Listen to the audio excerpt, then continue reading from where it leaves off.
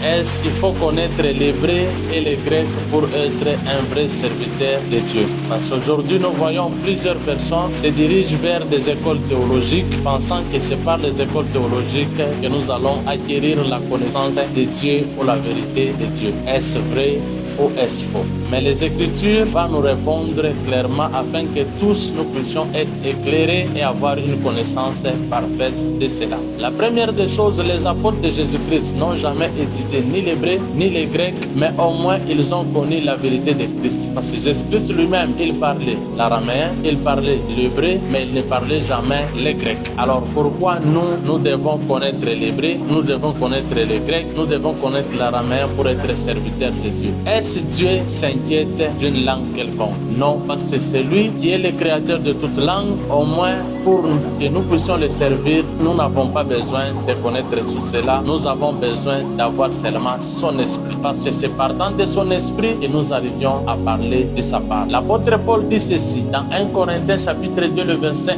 Il dit: pour moi, frère, lorsque je suis allé chez vous, ce n'est pas avec une supériorité de langage ou de sagesse que je suis allé vous annoncer les témoignages de Dieu. Cependant, c'est une sagesse que nous prêchons parmi les parfaits, sagesse qui n'est pas de ce siècle, ni des chefs de ce siècle qui vont être anéantis. Nous prêchons la sagesse de Dieu, mystérieux et caché. Mais bien aimé, quelque chose qui est mystérieux et caché, est-ce que cela a besoin d'avoir une langue quelconque pour connaître cela?